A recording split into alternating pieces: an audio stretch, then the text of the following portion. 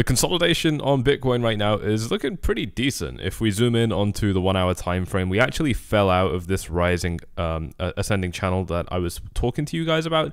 This is definitely what we were expecting. If you go back to my last video, I was actually very vocal about how I'm expecting this to fail and drop down. And the really good news that I have for you, ladies and gents, today is that after falling down, we didn't actually really drop down by very much at all.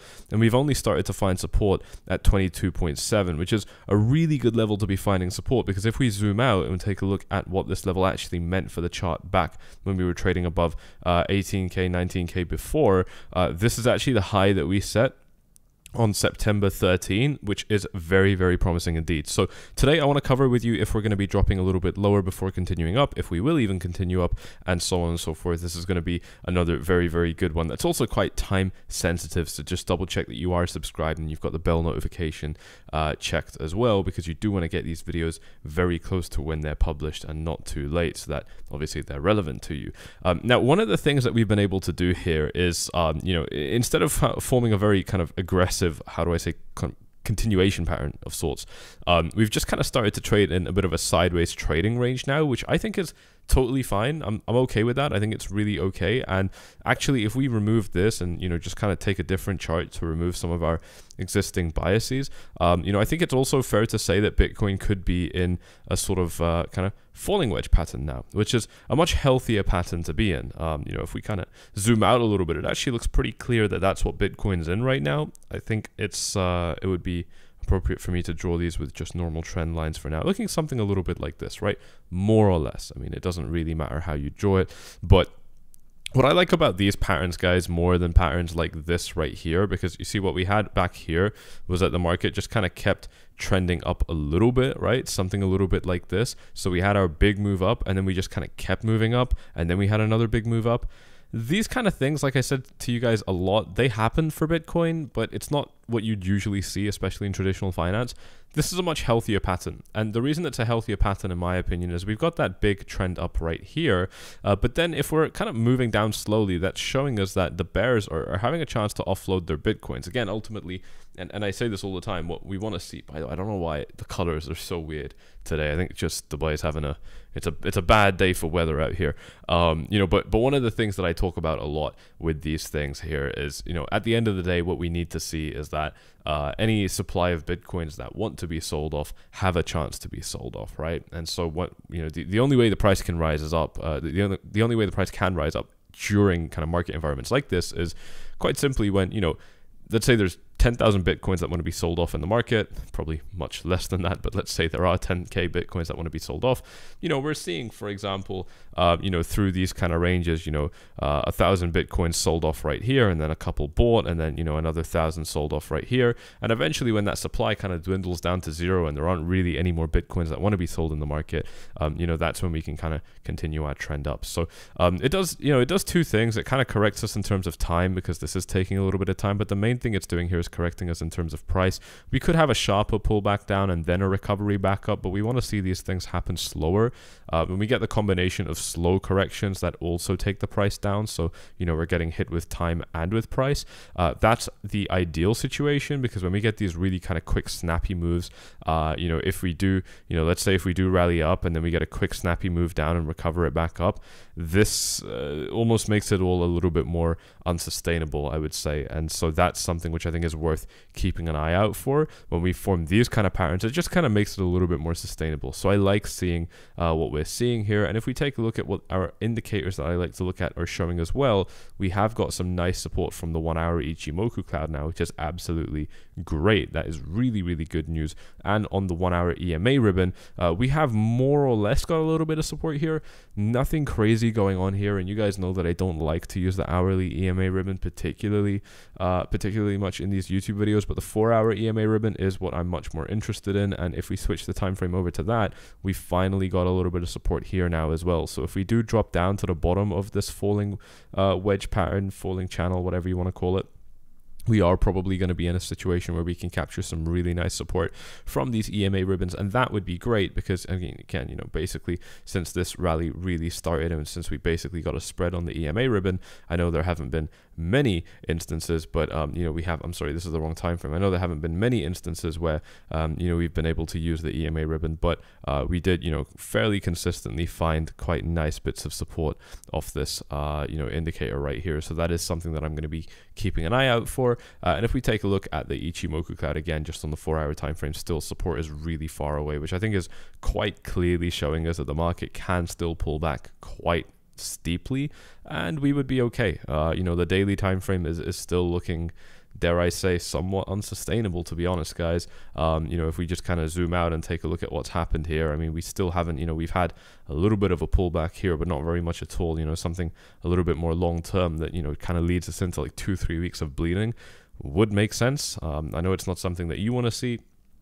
Obviously, it's not something that I would particularly enjoy, but you know, what's healthy for the market and what's enjoyable are generally, they're going to be two different things. So I think that's something which is worth keeping in mind, because a lot of people do lose perspective of very important things like this. The dollar is continuing to slide down, and that kind of makes this a little bit surprising for me, because I would have thought that Bitcoin can hold higher levels if the dollar is sliding down. The dollar is now basically as low as it's been since, well, yeah, again, only like 5 days ago, but you know, the important thing is, you know, like last time the dollar came down to these levels, it just kind of very quickly spiked back up, but this time we're actually hanging around these levels, which to me is a huge sign that, you know, see, before we responded to this area with a lot of strength, this time we're not getting a quick move up, which, you know, potentially indicates that, yeah, I mean, that there is an absence of that strength, or there's less of that strength, which potentially means that we could be looking at a much steeper drop down. Again, this is all with the perspective that this is an incredibly important level on the dollar, you know, on the dollar index right here, and I do still think that it would be naive to say that we don't get any sort of bounce whatsoever, but as it stands right now, looking at the shorter term charts, it does still look like it's going to collapse lower. It's only the long term time frame that says that we should, you know, to me at least, that says that we should find a bounce. And you know what, guys, generally I am going to be placing the long term charts as a higher priority in my analysis than the short term charts, especially in instances like this. So it's one of those things where we're seeing different signs right now between the short-term and long-term chart, but I am leaning towards what the long-term chart is showing me, simply because this is a long-term support level, right? So we could even dip down a little bit lower and then still rise up, and that would make total sense. We could even dip down, to be honest, as low as like 98. You know, other people have drawn out different kind of support levels, but the point is that this whole kind of region here should act as a bounce zone for the dollar, as it's done in the past many times. I mean, this wouldn't be the first time that we see something like that. Take a look at this bounce right here again. I know these aren't huge numbers, but going up by 5%, I would say, is quite significant, and so well worth keeping in mind as a result. You know, it could be one of the reasons that Bitcoin hasn't actually pulled down as low as I said it would, is, you know, because the dollar has been showing a little bit of weakness. That would definitely make sense. You know, I'd still like to see Bitcoin dropping down to support levels like over here, but I think the issue is now that we've kind of formed a slow, you know, falling wedge, which is really good, if we do just kind of drop down, that almost turns this into, you know, one of your classic BART patterns, right? Where if I'm so bad at drawing stuff, but if I, you know, just draw the face, people who don't know what a BART pattern is are going to be like, what the fuck is this kid doing? But it's just one of those things that the market generally does, where we quickly move up, we, you know, more or less trade sideways, and then quickly move back down, and then again you form Bart Simpson's head. So anyway, moving on to something a little bit more serious. This is yeah, it's still a retracement level that I would like to see. I don't know if we're gonna get it, but you know, it would be very clean if we did. It would definitely be the ideal situation for the short-term chart. That is, obviously, again, longer term, the picture is a lot more muddy. What I would like to do is take a look at a couple different Fibonacci retracements and just kind of gauge if we've dropped down enough for these. So we're staying on that kind of longer term time frames just for now. You can see really nice interaction with that 38233 level if I draw the Fibonacci from here, which I think is a pretty fair place to draw it from.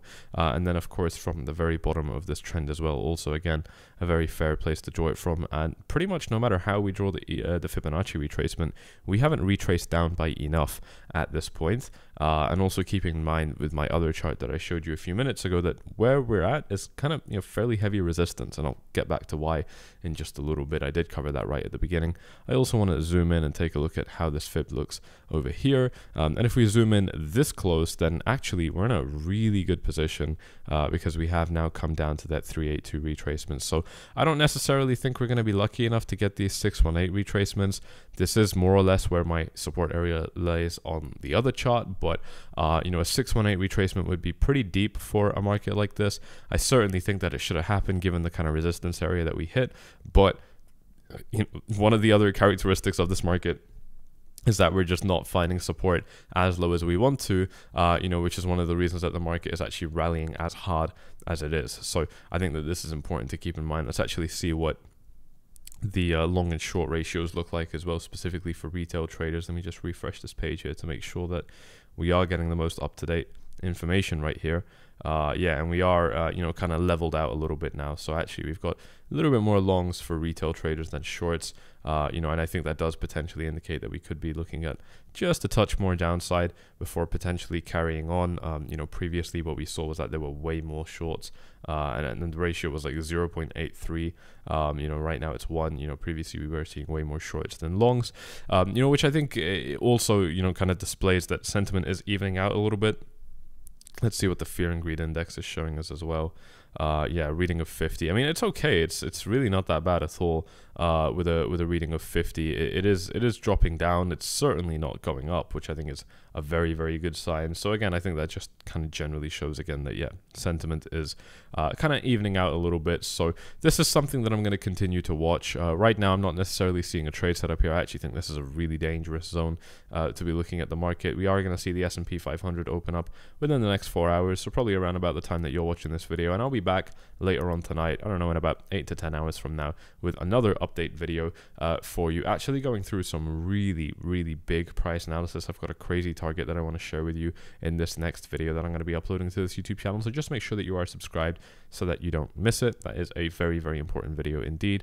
I want to remind you guys that Bybit is offering a huge bonus of up to $30,000 when you sign up using my link in the description down below, and then head on over to the rewards hub up here, just like this. Just hover over this to the rewards hub. You can also do this on your smartphone after signing up using my link, and they are going to be offering you up to $30,000 in deposit bonuses, which you can use to trade with in these markets. So anything that you do with that money, you know, is yours basically. I mean, you know, if you make money, you can keep it. You can withdraw that money. If you lose it, it was free money anyway, so it doesn't really matter if you lose that money. So I think that's a really, really cool offer to keep in mind. If you have enjoyed this video, you know exactly what to do. If you want to get yourself inside of Forflies VIP and see how I'm going to be navigating these markets, then again, the steps to join are all on screen right here, including just kind of putting you in a chat with me. So if you just want to talk in general, that's totally okay as well. I really hope you have enjoyed this one. You know what to do. If you have, hit up the likes, subscribe, click the bell, and I'll see you all in the next one. Cheers.